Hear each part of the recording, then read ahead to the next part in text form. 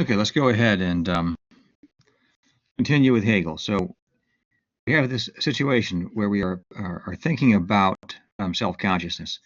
And when you think about anything, you want to begin with its simplest form, right? You don't want to start with a more complex form. Like if you're doing chemistry, you don't want to begin studying chemistry by looking at methane or something of that sort. You want to look at the simplest elements, and then you want to break those apart into at least protons, neutrons, and electrons, correct? Okay, so likewise with self-consciousness. Self-consciousness does not have a chemical structure, but it has its own structure. And we want to look at the simplest manifestation of self-consciousness. That's desire, right? And we've seen that desire is understood as a kind of dissatisfaction, which has embedded within it the projection of a future satisfaction via an action taken on an object. Okay, that's very important. Now, I want to emphasize something here. What we're talking about is, I said it before, I'll say it again. We're talking about an agent, right, who has become wholly identified with his activity of desiring, as he lacks a set of moral principles which would have been inculcated in him through having been habituated into a culture. Right? Why are we making this assumption that morality is absent in that respect? Because we want to think about what desire looks like in its purity. Right? We're engaged in an analytical exercise. We want to understand desire as desire, not desire in relation to reason, right? You understand? Desire is desire. How would that look by itself? Okay. So we concluded that, make a long story short, right? Desire is an activity whereby an agent determines an object to be satisfying for himself, right? And that means he determines there to be a value in the world. Get that? And the value is something which is a value for him. So he's determining himself, right, to be a being for whom another object exists. You get that? He now is defined as a being who, for whom, right, something is at stake in the world, for whom there is something that is good, right? Which good thing serves as an aim, which as such justifies his taking action to appropriate that good thing. We also concluded that with respect to this good thing, he determines himself to have an unlimited right over that thing. So this activity of desiring is an activity of self-determination. The desiring agent determines himself to have an unlimited right and to stand in relation to an object with effectively an unlimited or absolute value. You get that? And that's on account of the structure of the activity of desiring itself. All right. The mirror analogy that we talked about in the previous lecture is helpful, but is of limited use. It almost sounds like the object itself is doing the activity of articulating the self. The object is playing a role. It's the self, the agent prior to being a self, right?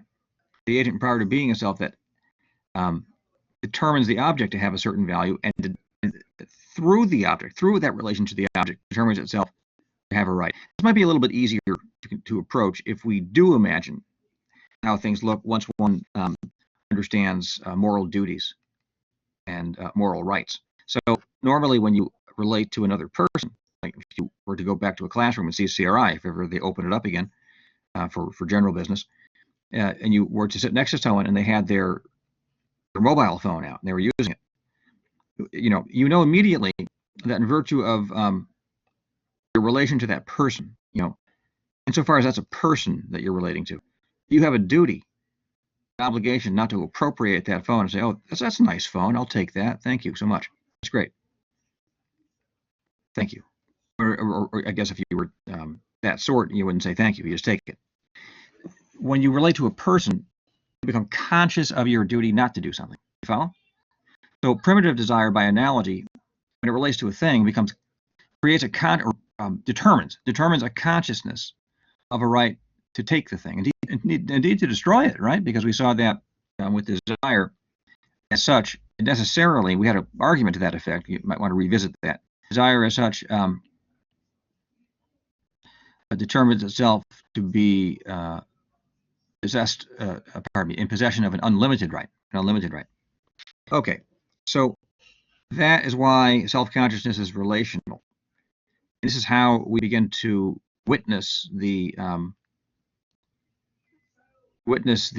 entry of a kind of moral vocabulary, right? Of course, on ethics, so we're interested in this question, how this moral vocabulary of rights, and eventually we'll get duties. They aren't there yet.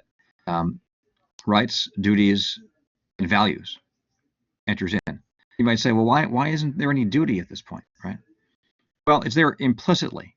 It's there as a possibility, because as soon as we limit an entity's right, that is to establish a duty, right?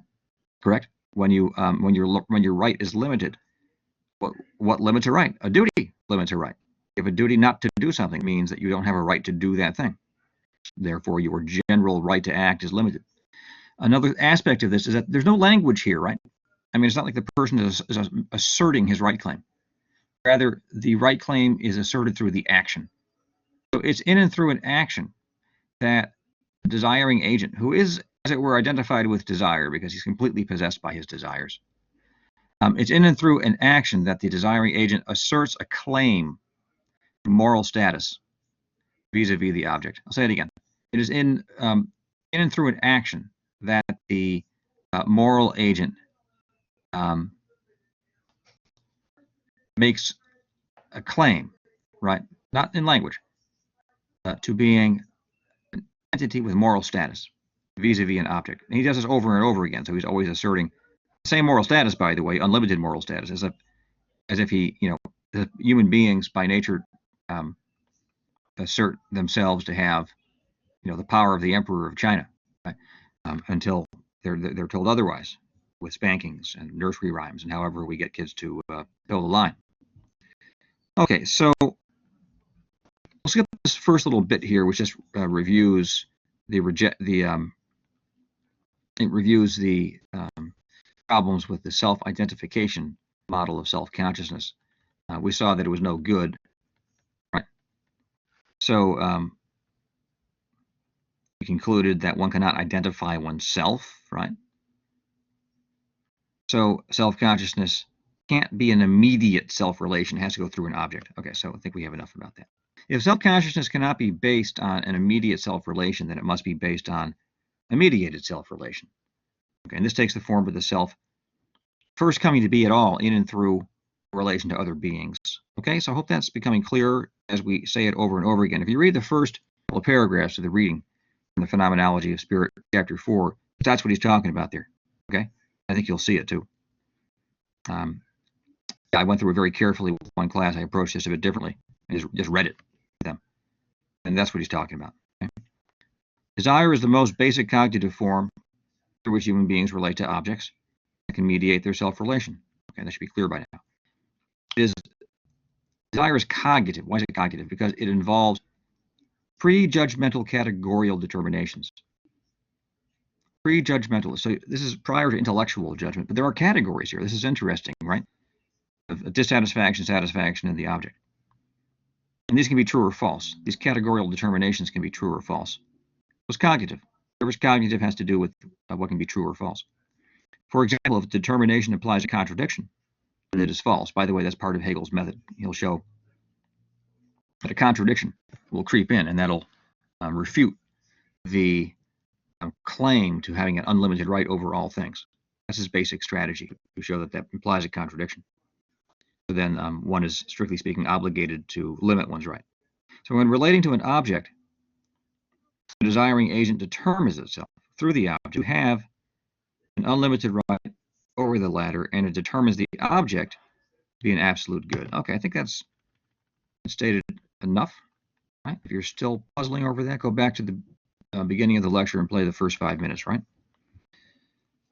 Let's move on. So the self emerges through a self-constituting act that involves the consciousness of a norm and of a value.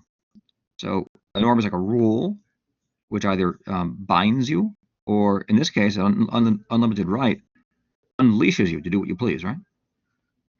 And then there's a value. What's a value? Value establishes an aim. Right? And generally speaking, a value is something you want to realize. So a self is essentially aware of itself in and through its awareness of a right or a duty, and of values that matter for the self, okay? All right. Some of you are saying, okay, if the self is determining the values, this sounds like relativism or something, that whatever the self of the opinion is good is good. No, because, again, certain ways of valuing imply contradictions. Get that? So we have to work out the pattern of the relationship between the desiring self and objects such that we get rid of contradictions. There has to be kind of coherence that emerges eventually. And that's going to impose a certain kind of form on valuation. There are objective values for Hegel. There are objective values. It has to do with the logic of the relationship between the agent and between the objects and the persons with whom he interacts. You'll appreciate that more and more when we get into the next book. This is just the foundation. So the form of self-consciousness is pre-reflective. Pre-reflective. It's not a matter of reflective reason. In philosophy, generally in the university, when we talk about reflection, we're talking about using your intellect to reflect on something, to think about something, think it over, analyze it, compare it to other things, draw conclusions concerning it. So this form of self-consciousness, and it is a form of self-consciousness, right? Because in acting on the object, you're acting on the object in such a way that the agent is determining itself to have a right and determining itself to relate to the object so that the latter has a value for it, for that agent, right? So it is is a pragmatic self-consciousness, right? Self-consciousness embedded in action. This form of self-consciousness is, for that reason, pre-reflective. Desiderative self-consciousness in its primitive and pure form. It does not involve reflective thought at all. And its meaning is wholly absorbed in and expressed through action. Okay? Aren't actions meaningful? You read people's body language all the time. And you take their body language to mean things. Body language is meaningful. People make assertions by using their bodies, yeah? So if you're talking to somebody, the person slumps his shoulders, starts looking off to the side. He doesn't want to be there, right? Like maybe he doesn't want to hear what you have to say. Like you say, Trump stole the election. Not Trump, Biden. Biden stole the election. He's a Biden supporter, or at least he hates Trump. So his shoulders slump. He looks away, right? With his body language, he's like, I really don't want to listen to this. Okay? Or someone says, Biden's just fantastic. I love him. And the other guy's shoulders slump. He's a Trump supporter. Okay. So actions themselves are meaningful. An agent expresses a take on his or her rights or duties and on what matters to him or her through action. We have an end there for some reason. Lovely thing is we can fix it. Okay, so I think we have the basic idea there, guys. So actions will remain meaningful, right? Once we take a desiring agent and we shape him in a home, in a village, in a town, right? In a state, in a country, we shape him up into a moral agent, an ethical agent. We'll talk about morality and ethicality. There's a difference between the two in Hegel. We shape him up into an ethical agent, right? The actions remain meaningful, right? The body language remains active, but body language, if you like, has its ground in desire. Make any sense? Body language, the phenomenon of body language has its foundation in the activity of desiring. Because the activity of desiring itself motivates actions which are meaningful. Actions are straight away meaningful for human beings. In a way for animals too, right? So when one desire encounters another, what's the problem? If one desire asserting that it has an absolute right over the other desire, but the other one asserts the exact same thing. So you have two desires asserting an absolute right over one another. What's the result, guys?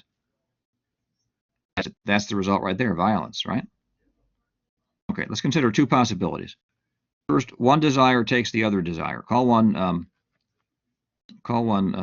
Alfred, and call the second one Bartholomew. So Alfred, right, takes Bartholomew as an object, and he attempts immediate violence upon him. Remember, his right is to negate the object. So he's going to kill the guy. Right to negate, of which desire is the essential actualization. what does that mean? I mean, desire is the actualization of the claim of a right to negate. Until desire gets educated, right? Once we educate desire, then there's no longer a right to negate. By the way, I mentioned shopaholic. How do shopaholics actually behave? I mean, they buy this stuff and they don't even use it. It keeps piling up. They don't so much use things or even store things, they consume things. Right? That's consumption, that's negation. What does consumerism? Consumerism follows naturally from this analysis of desire. That's why this analysis is hopeful. You can explain romantic infatuation pretty decently with this. You can explain consumerism and various the kind of aim of advertising and marketing, with this analysis. But if you can get a lot of human experience, preferably all of it, right, under the tent of this analysis, then that counts in favor of the analysis. So the second point, one desire cognizes another desire exercising its right over a third object.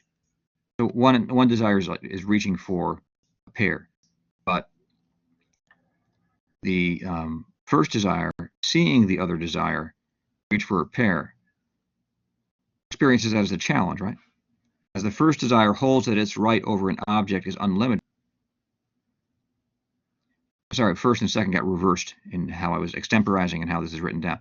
So there's a first desire that sees a second desire reach for a pear, right? As the first desire holds that its right over an object is unlimited, it imitates the second desire because it can't allow that the second desire exercise a right over that pear.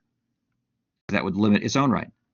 Follow? This is correct. We're getting not only an explanation of possibly of romantic infatuation and of how advertising works, but also of this certain kind of spontaneity with which violence crops up between human beings. Okay, so it attempts to appropriate and destroy the very same particular object, and they end up struggling over it, right? That's the struggle for. It turns into the struggle for recognition. But a few of you responded to that. I look forward to reading what you have to say about it. So this is the point at which the Hegelian theory of desire becomes. Now I'm going to introduce a concept here from another thinker, a guy named René Girard. Okay, René Girard. So I haven't mentioned him yet, but actually I have mentioned him, but I haven't got into him. So René Girard has this idea of mimetic acquisition. I'm just throwing this in there. Why? Because I think it's true. That's why I want you to know it's true. I have an obligation to teach you philosophical theories that I believe might have some actual merit. Now you analyze them. You decide whether they do have that merit. I can't do that part for you, but I can introduce you to this stuff. So this is the point at which the Hegelian theory of desire becomes mimetic acquisition. Right? So one individual tries to take something, the second individual can't endure the spectacle of that first individual. It's a violation of his absolute right, so he attacks him. Well, let me just take it a step back. What he does is he conceives a desire for the very same object, and then that becomes a fight, right? All right, there we go. And I say, if you read René Girard, you'll learn a lot. I can recommend, for a general overview, he has a book called Things Hidden Since the Foundation of the World. It kind of gives you the whole thing in one book. The classic study, however, is Violence and the Sacred. Violence and the Sacred. Okay.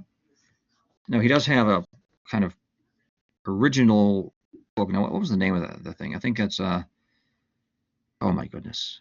I think it's called Mimetic Desire.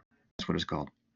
This is his original literary theory. He was developing a theory of the novel, and then he noticed that he discovered something while developing a theory of the novel, and so he shifted his principles over to the case of religion. He discovered, wow, I'm explaining everything in the history of religion too. So if his theory works the way he says it works, Girard actually explains the history of literature, not just a novel, because he talks about myth and tragedy and things of that sort.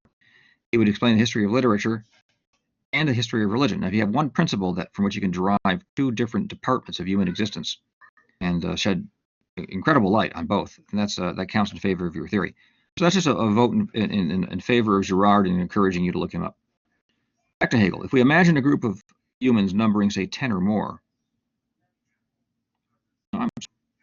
let's continue with this thought.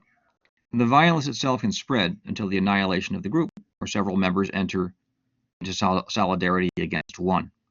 Okay? That latter becomes a scapegoat. I mean, this is, I'm continuing with Girard just because it's so interesting. You guys follow? Violence itself can spread until the annihilation of the group. You follow? Because they're all imitating one another in their acquisitive action. So they struggle with one another, and eventually they wipe one another out. Maybe there's one guy left standing at the end, and then you don't have a group any longer. There's an alternative to that. That's the alternative of several members entering into solidarity against one. They can all agree that he's the culprit, and he's the one who's violating their right. Now they have to have a conception of a collective right? Then they can take care of him and experience a collective satisfaction in having done him in. Witness the origin of human sacrifice. Okay? So that latter guy becomes a scapegoat. His murder satisfies the group. It's like a group satisfaction. They experience it in and through one another. They recognize one another as part of the group. And they consolidate around a group identity defined in relation to the scapegoat. The group self-consciousness itself assumes the form of a return to self through the other. In this case, the scapegoat who has been killed. Because that's interesting. That's a little bit of a side bar, but is a fascinating one. So in this case, a small political society is born. And then religious ritual is likewise born as a ritual imitation of the founding act of murder. Okay? I'll leave it at that. You guys can follow up on that with Girard. So violence forces desire to defend itself. You have desire against desire, right? It excites the activity, therefore, of anger. So anger emerges out of desire. So desire is a kind of assertion of an absolute right. Anger is the modification desire undergoes when that right is challenged.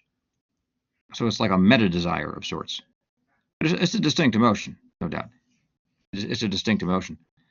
There's a state of, let's say, equilibrium that's disrupted by a challenge to the claim that desire makes, right? I have an absolute right to this pear. Someone else reaches for the pear. Okay, he's challenged my right claim. How do I respond to that? Do I just say, okay, you can have, if I'm like, this miniature emperor of China, I'm not going to take it. And so what happens in self-consciousness is the emergence of the emotion of anger. I say emotion now emerges, right? Because anger is an emotion, desire is just desire. They're both passions, right? Both passions. Passion splits into desire on the one hand and the emotions on the other. There's a whole pile of emotions. And so now anger emerges as a kind of a doubled back assertion, a kind of primitively reflective assertion. That's not intellectually reflective, but a kind of, I'll explain this, a kind of reflective assertion of the truth of the claim to an unlimited right to all things, and to that pair particularly. But why do I say reflective? Because when one desire faces the other, they start struggling, they start fighting, right? So you have one desire here. What's his name? Alfred versus Bartholomew. And when Alfred struggles with Bartholomew, he has to keep track of what Bartholomew is intending to do to Alfred, otherwise there's no fight. So Alfred is keeping track of Bartholomew, thinking about Alfred. So again, Alfred is keeping track, he's conscious of Bartholomew, thinking about or being conscious of Alfred. So Alfred is conscious of himself now through Bartholomew. Do you get that? He has a mediated consciousness of himself. So Alfred now has achieved this, guys. He's achieved reflective self-consciousness. And anger is the first glimmer of reflective self-consciousness. So Alfred struggles with Bartholomew, right? He's aware that Bartholomew is challenging his right claim, because that's the meaning of Bartholomew's acts. And he's able to get that. You've got to build into these guys an ability to recognize challenges to their own right claims and to respond appropriately. And that appropriate response is anger. And anger expresses itself in violent actions, the attempt to slug the other guy down. Right? Okay. So this is why we say this gives birth to reflective awareness of the self tracking the violent other planning out one's own destruction. So hopefully that's clear by now. It further shifts the focus from objects to recognition. This is why Hegel talks about the desire for recognition, right? So now the issue has shifted, right? And it shifts with the necessity. I mean, the issue originally was the object, but the object is just an occasion for moving on to the real issue. You know, one person reached for the object. Well, that was just the occasion for the other person experiencing a challenge to his right claim. Okay, now the object is something that's experienced as an absolute value, so the object is of importance, indeed, a kind of absolute importance. But in the struggle comes to shift, right? To be about the right claim of each. Now, once one guy slugs the other one, he can go back to the object, pick it up, and eat it, whatever he likes. But while they're struggling, the real issue here is the question of whose supreme right will be, or whose unlimited right will be recognized. And each individual wants that recognition. You follow? Because a few different things could happen. They could fight to a draw, in which case neither gets any recognition. That's what happens between Gilgamesh and Enkidu in the Enema Elish, which you should read. Right? Or one guy could kill the other. But it's possible that a guy who doesn't have a justified right to dominate the other and to basically own all things and dominate all things, it's possible the guy who lacks that right could accidentally kill the other, right? That's why we have to consider the third possibility. It's only the third possibility that is really satisfying, and that's when one individual subordinates himself to the other. He submits and calls himself the slave of the other. Effectively, he recognizes the other's authority. Right? That's what that means. Okay. So that's why I say the issue is now only secondarily the object. We have an extra word here, over which desire expresses a right of annihilation. The primary issue is to compel the other to recognize as supreme. Okay. Once that's done, he can go back to consuming the things he regards as absolutely good. That doesn't disappear forever. Even if successful, the result is incoherent. Okay, this is one of Hegel's brilliant insights. Let's say the victor compels the recognition of the slave. What happens then? Then the recognition of the latter is worthless, isn't it? I mean, if you compel the recognition of someone who you reduce to a zero status entity, remember that little possibility that's lodged in being an agent, of being an individual without any moral status at all? Because desiring is the activity of establishing one's moral status vis-a-vis an object. Well, you just might fail at that because somebody can challenge your claim to that object and then knock you cold.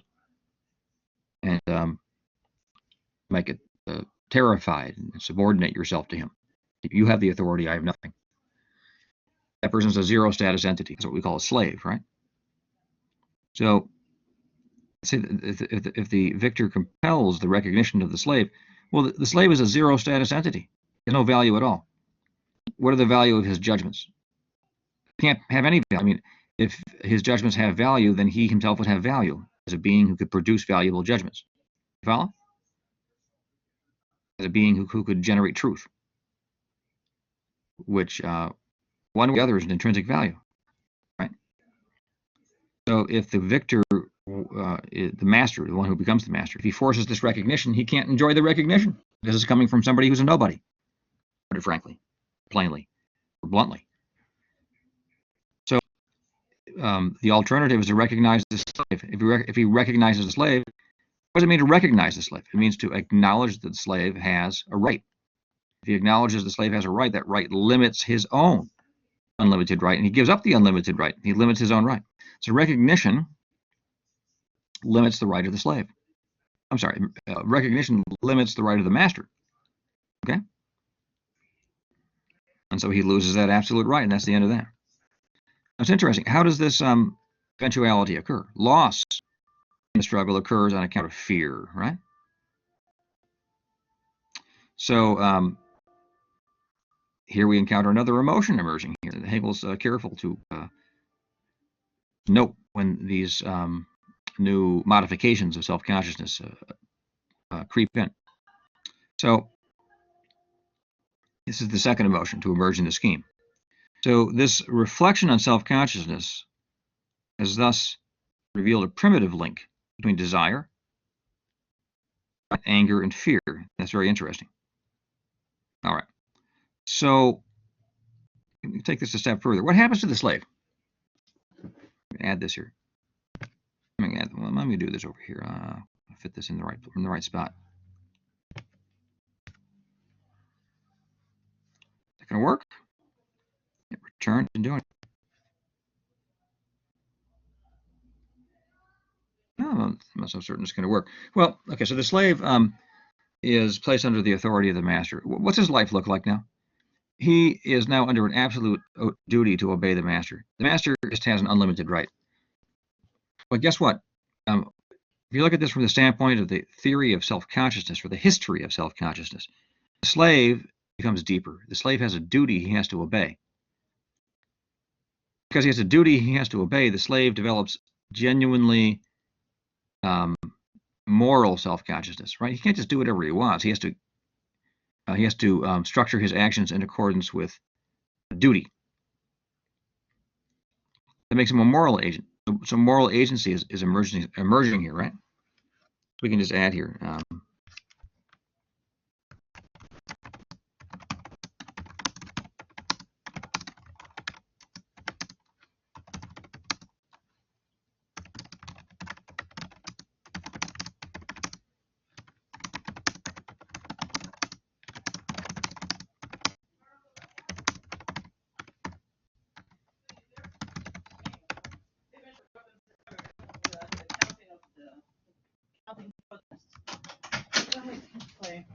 We found something that I thought. Just pause for a second, please. I'm recording.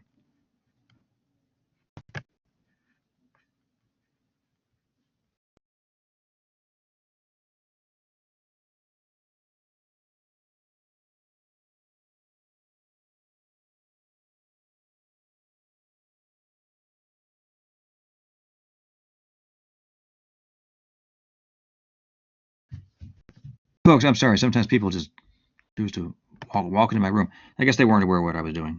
That's I can't blame them. Okay, so since the slave must obey the master, he lives in accordance with the duty, the presence of which is his self-consciousness. Now, well, how was I going to finish that? Okay. Makes him a moral agent. Okay. Further, he develops moral habits of self-control. Oh my goodness. That is, he develops virtue. Okay.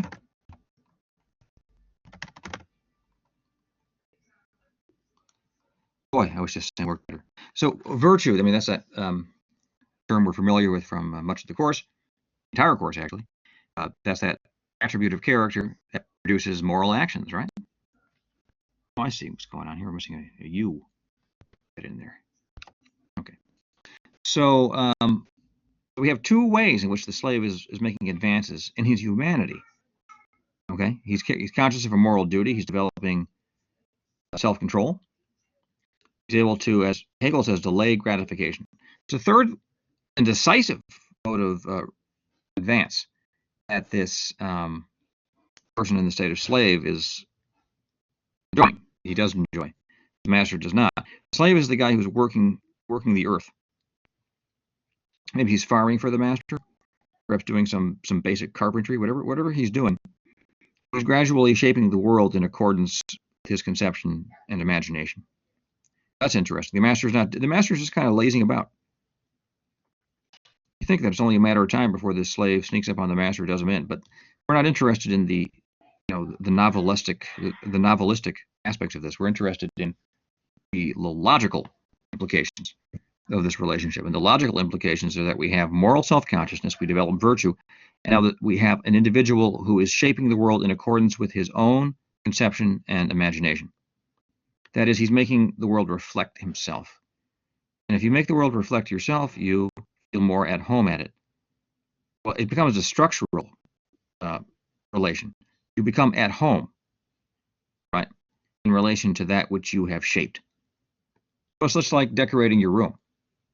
Right? You fill it with the stuff that you like, and then you feel at home there. It doesn't matter of feeling, but you are at home there. I mean, so what Hegel would say, yeah, you feel at home there because of the deeper point. You are at home there. You get that?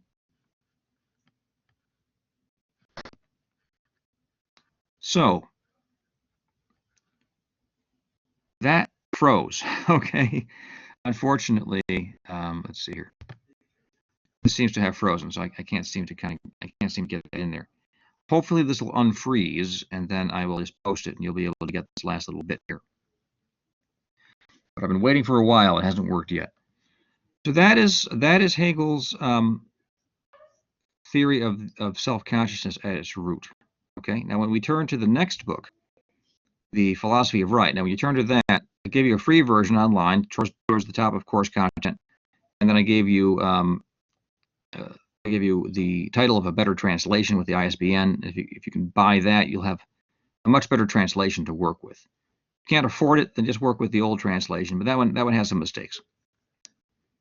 All right. So when we turn to the philosophy of right, notice there's that word right again. Okay. There we're going to locate self-consciousness in spirit. In spirit, that's going to be that typically Hegelian move. But to understand that, we have to talk about it. So I'm going to let you read that material, and then we'll talk about that next week. You will.